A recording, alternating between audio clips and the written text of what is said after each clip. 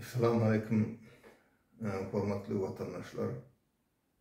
Şunki temamızın adı Dutar'ın tarihi. Esası temamıza geçmeden önce bir kağıt dünyada bolup geçen siyasi yağdalara sinirlerin şu at esası ünsürleyen dünyadaki siyasetçilin ünsürleyenlerdi. Ukrayna'daki bolup geçen hadiseler, uruş ve yıkınçılıklar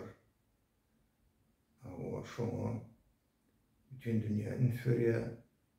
Şol bir dünýäniň akbalyna ören täzir edip durşa uruş hatda bizim Türkmenlerimiň Türkmenistanyň akbalyna gönmel täzir edýär uruş. Uruşun netijesi bilen Türkmeniň akbaly çözüler. Men şonu aýtmak isleýän. Bundan bir näçe ýyl ol, haçan biz Avdukulis bilen ýakyndan duruşýardyk, görüşýärdik, maslahat edýärdik. Şo wagtlara men pikir edýärdim, Türkmenistana ýagdaý ütletmek mümkin diýärdim de. Özümçe ýöne men muny aýtmazdym. Şo nemeň ýanky yatan ýere bolsun, adagyň ünsüni vermek ýa şoň bir hajuny gaçyrmak islemezdim de men özümçe pikir edýärdim şonu. Soňdan atanlarymdan taň uzunlaryň içinde de köp pikir etdim. Köp şygyrlar ýazdym bu Türkmenistanyň, Türkmen halkymynyň akbaly barada. Inni näçe ýyldan geçmegi bilen şu wagt 2023-nji ýylda iýul aýy. 2003-nji ýylyň iýul aýynda şu günler Türkmenistanda erwet ysy bolýardy. Gatysy 40-45 gradus. Şol nemede saklaýardylar meni KGB'ň sizosunda. O ýer hasysdy. Beýleklerin karmuşkalaryny açyp goýsalar menkeni açanokdylar. Şu geçip barýan adam gözüni uýta bilen görmesin şunu, ýa bu seretmesin, eýlek hiç kim görmesin diýen manna. Elbetde iştat görmesin üçin soň çıkaramyz, soň iştat aýtmasyn diýip o pikirlerim saklanman mümkin ýa-da umumyň çıkarmadylar, şol zyndanlyň hemmesini görkezdiler, şoň üçin çıkmalı olduk da ahirsoňy. Onu şu taýda men kellämde göredi şygyrlar, köp şygyrlar ýazdym Türkmenistanyň akbaly barada, halkyň sevgisi, arzuwy, niýeti barada. Onu bu zatlar elbetde maňa kömek edenler. Şu wagt 20 ýylyň geçmegi bilen men şu uruşyň sebebi bilen şu ýerdäki bolup geçen atlary masal alyp şol eden pikirimin dogrulygynyň subutnamasyna şoňa özümiň gözüm ýetdi de şol bundan 20 ýyl bolan entek safarmyna Türkiýe Türkmenistany ütletmek mümkin näçe. Inni edil şu adam ütletmek mümkin näçe. Ýöne inni golay. Sebäp näme diýende şol niýazynyň böyle işler edip bilmeýär. Bu oturum şu wagtky Berdimuhamedowlaram işler edip bilmeýär de. Ýöne Türkmenistan ol başga adamlaryň eline. Bizim ýurdumyz satylan oligarklaryň elinde. Olar istese goşunyň getirip bilýär. İstese halky diýde de çökerýär. Şu adam çökerip oturuyor. Bir işsiz, aç, yurtsuz, biyalaç. Şol nemeň aýdan ne otursa, ýanky Berdimuhamedowlaram. Bu zatlaryň wagty geldi, inni soň geldi. Bu toror nesip bolsa, bir bolmasa inni kil, uzak gitmedinni. Şu meseleler çözülen soň Türkmenistanyň galam çözüler. Ýanky esasy näme geçerin Dutar'ın tarihi şu arada bir kavurma edelim. Men her halkın diline göre sahi sunutu vardır diyenler. Özümçe şeyle fikir ediyen. Sebep näme diýende bu sunut adamın aňyna dörýär. Sağlam, şıgram, hemme adam. Şu sunutu bolmadyk adam aňyna şıgram ýazmaz, sağlam çalmaz. Bolýany gider başy iş eder-de. Ya korrupsiýa bilen animasiýadyr ya şoň bendir. Hiç de başarmadyk ýagdaýynda nasatarda.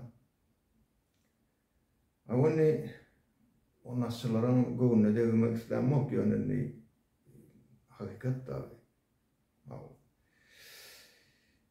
Indi size şunu aýtmak isleýän şol haýsy bir adam başga saz gururlaryny saz çalyp biler. Başga pianinoda da ya başga bir saz gururlaryny da ya skripkan çalyp biler.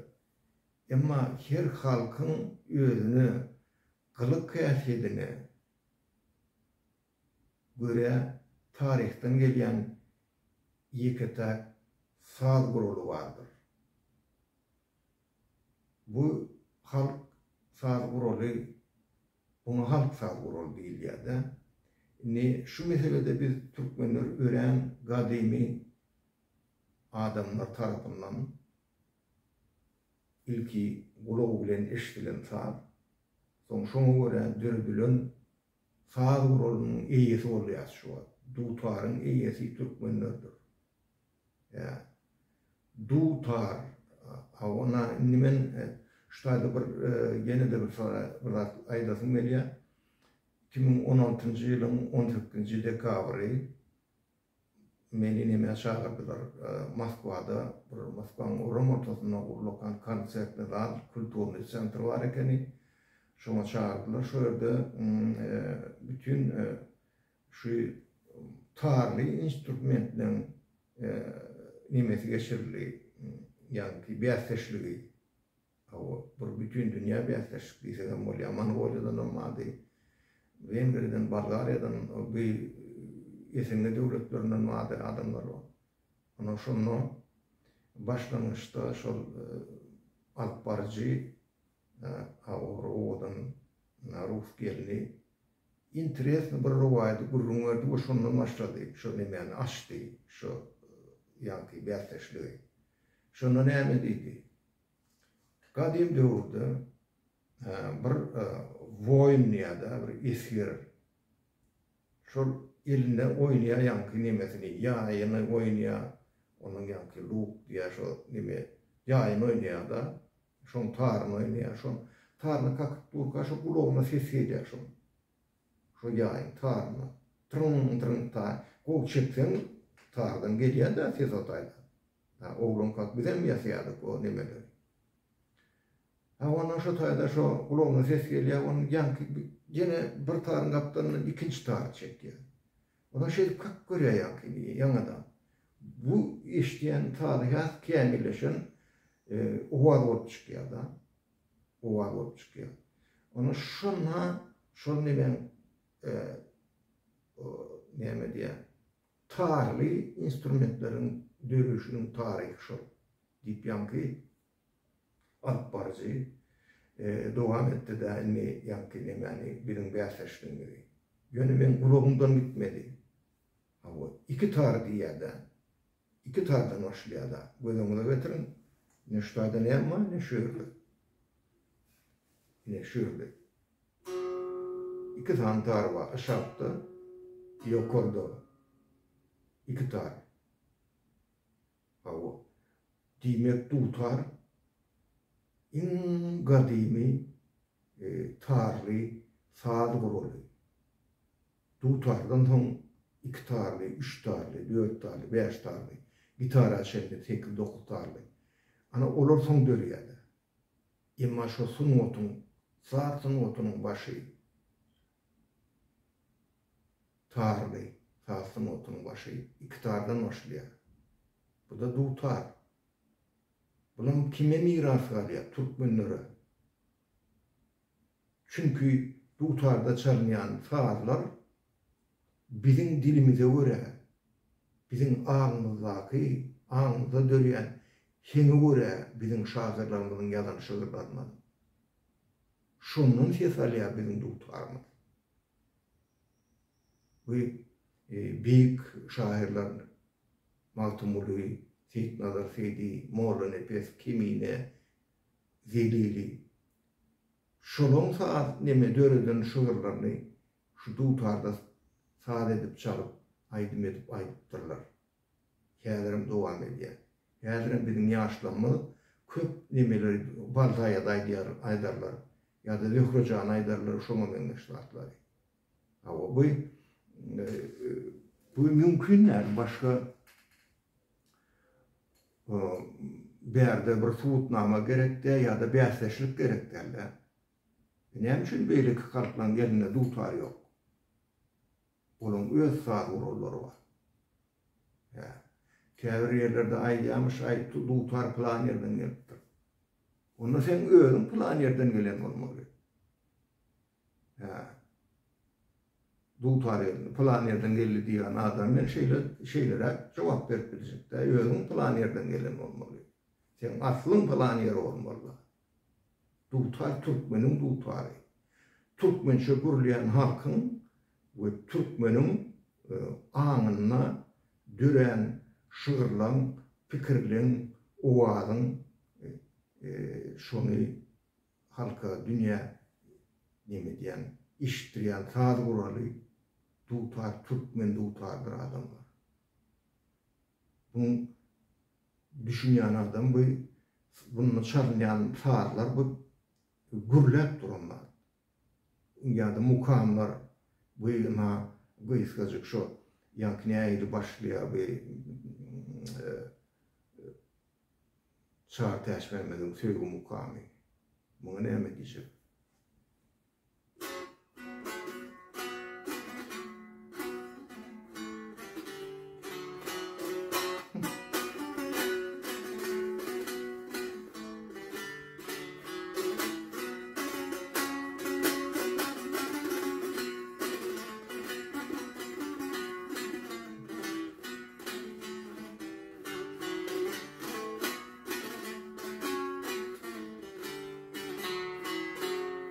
Ya da Durdağan Dilveri, Durdu Murat Halifa.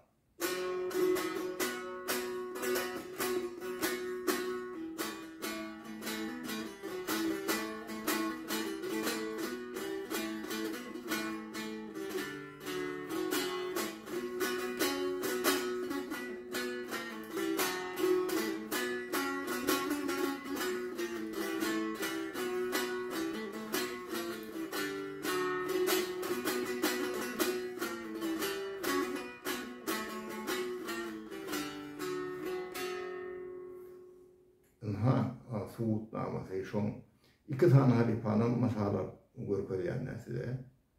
O şunun kellesinde dören sağırlar. Oğlum niyemede çalınıyor, dutarda. Türkmen dutarına çalınıyor. Şu biyasleşlikte cemlenlerine şun neticesini Moskva'da olup geçen biyasleşlikte cemlenin neticede Türkmen dutarı birinci yer aldı. İlk başta bu torondan yankı biyasleşlik cemli bu torondan ayına 3. diplom plana, derece diplom plana beriyas, 2. derecenin plana beriyasıydılar. Meni ünsönmerim o. 2 saat çaldım, Yusufova'nı bilen aynanı. Onu otuyorum. Oğlumun kaptalımda. Birden yankı inni dedi, enemede şu bizim biyasleştiğimizde birinci diplomu münasip birinci diplomu alan adamı sahna çağırıyasıydılar da. Benim otur entehemen öğrendir diyem yoktu. Birden Bayhanov, Ak Muhammed, Türkmenistan'dan dediler olayım, turdum yerimden vardım. Şunu Maňa goşurdylar birinji derejeli diplomy, o bir ýerde bayanynda şuýda. O gözde oturmaýyn, biram neme goşurdylar birinji ýeriň nämesi diýe priz. O gazalada bolýan Zalatoy Globus diýeni ýaly, Globusyň öýle şo gazal çaýlan ýaly, ona Moskvada bolup gaýtdym. Şonda men şeýle ýokary mesele diýip bir içimden diýdim de, şu diýdim bayraklary, şu diplomy, şu globus diýdim. Men şu halipalaň, türkmen halipalaňyň ýagtyýa däýerlerine bagş edýän idim. Ana şu bizim elimizde dutar şutaýda oýnady, ses berdi we birinji derejeli diplomalygy Zalatoy Globusyň munafik bolupdyr şo. Onu dutar barada jemleýän köp zat aýdyp oturmaýyn size. O bu nemede ýany ýakynna bir şuur geldi kelläme. Men size şu ýalan şuury mokap berýär. Wyskazık şoň bilen buňky nememiz perdaşamyz jemläliň. O şuuryň ady aýyrma diýýärdi. Aýyrma diýip at koydum da. Seher turup sözlü tilim alahım. Koçygydy sögür ýardyn aýyrma. 60 joşunny ýaşyň güýzüne merde pina ber. Watandan aýyrma.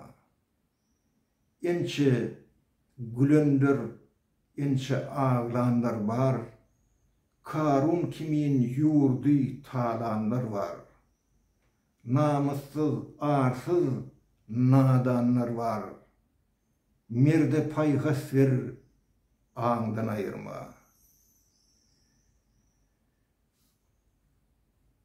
Türkmeniň adaty, dutary paýgasy, maltumly dili, Seyit nazar namusy, tarihtan gelir öz ilimiň mirasy, Türkmene yol ver, watandan aýyrma. Ey dostlarym märeke, bunu bilgil, watandan aýrylma, sana cennetdir. Gelenler, geçenler toprak, geleceğin yurttur. Ak Muhammed, canım sözden aýyrma. 13. iyul 2023 ýyl ir saat 10:07 diýärdi. 17 işlerine yalanşırım. Köp sağ olun, hormatly vatandaşlar. Bizim vatana dolanır, nesip bolsa dutary, entek ýaglandyrar o ýerde. O şöýrlenmeden ýörüte kitap edip türkmen diline o halka okaryali ýagdaý öredir. O ören şart size şu datlara aýtmana köp sağ olun, keyifli görüşýänçe.